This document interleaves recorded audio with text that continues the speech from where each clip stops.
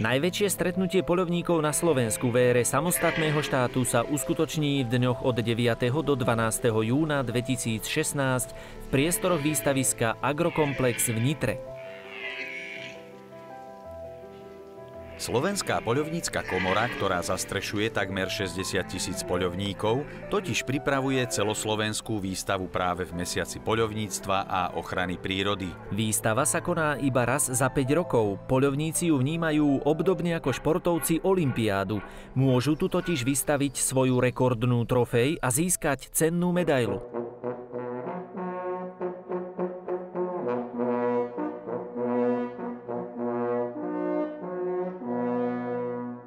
Aj v našom okrese pôsobí organizačná zložka Slovenskej poľovníckej komory, ktorá zastrešuje aktivity poľovníkov na Slovensku.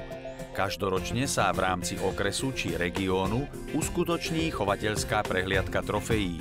Navštevujú ju nielen poľovníci, ale aj deti s rodičmi, študenti a dôchodcovia. Niektoré chovateľské prehliadky už majú charakter spoločenského a kultúrneho podujatia. Napríklad poľovnícke dni v Leviciach, v Báči na Žitnom ostrove, dni svätého Huberta vo Svetom Antone či v Bijacovciach, zemplínske poľovnícke dni alebo oslavy patróna poľovníkov na Orave a Kysuciach. Slovenská poľovnícka komora organizuje tento rok celoslovenskú výstavu s medzinárodnou účasťou. Naposledy sa takáto výstava konala v roku 2011 v Bratislave. Účastníci z nej odchádzali šokovaní. Bude asi skutočnou pravdou to, čo mi povedal jeden člen maďarskej delegácie, ktorý, keď sa so mnou včera lúčil, podával mi ruku a povedal, že spravili ste to na európskej úrovni a odchádzam zo Slovenska šokovaný, ale pozitívne šokovaný. A takto pozitívne šokovaný môžete byť aj vy, pretože tohtoročná poľovnícka výstava alias Olympiáda je spojená s medzinárodnou výstavou psov. Budú to vlastne 4 psie výstavy. Svetová špeciálna výstava slovenských národných plemien, celoštátna výstava všetkých plemien, medzinárodná výstava psov Grand Prix Slovakia, medzinárodná výstava psov Derby Winner Show. Počas jedného víkendu môže psík získať až 4 tituly.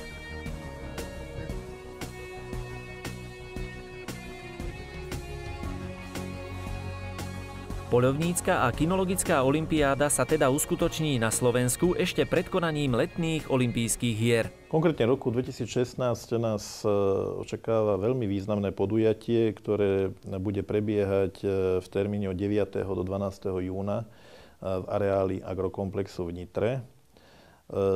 Ide o tzv.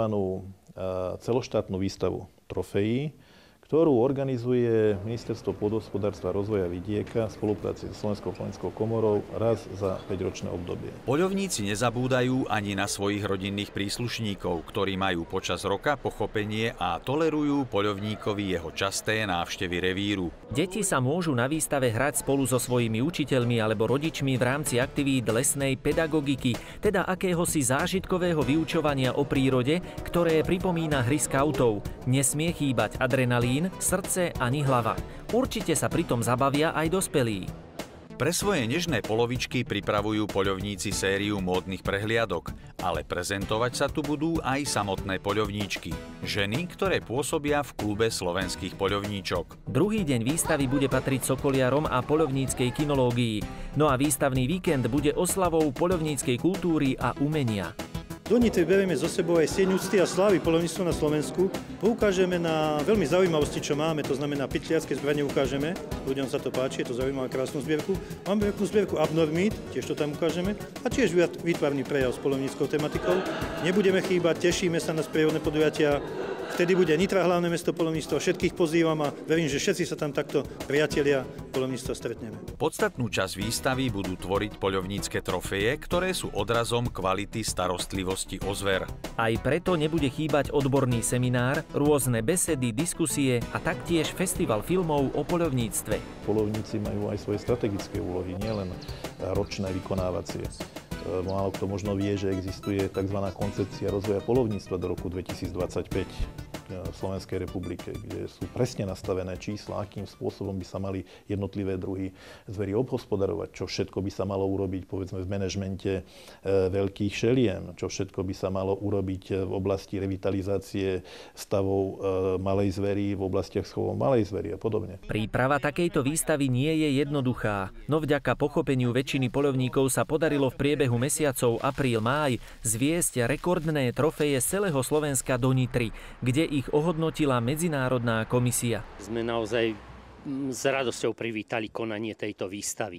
Sme radi, že môžeme aj zo strany Žiliny ponúknuť nádherné trofeje, teda trofeje veľmi kvalitné, či už sú to jelenie alebo diviačie. Trofeje sme pochopiteľne v úzkej súčinnosti s poľovníckymi hospodármi všetkých užívateľov poľovných revírov vyzbierali. Naši poľovníci nemali s tým problém najmenší, keď sme im vysvetlili dôležitosť veci, aby poskytli trofeje. Takže trofeje sme vyzbierali, samozrejme so všetkými s celou potrebou zabezpečiť dostatočne trofeje, aby nedošlo k zničeniu, k poškodeniu, nedaj Boh, ku krádeži trofeje. No a pripravili sme trofej na odovzdanie do Nitry.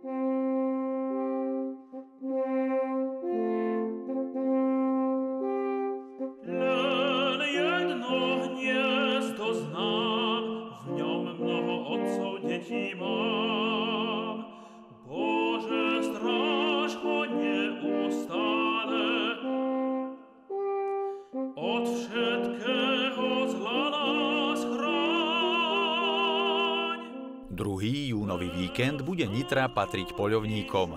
Nie je veľa miest, ktoré by príroda obdarovala tak krásnym prostredím a výhodnou polohou ako Nitru.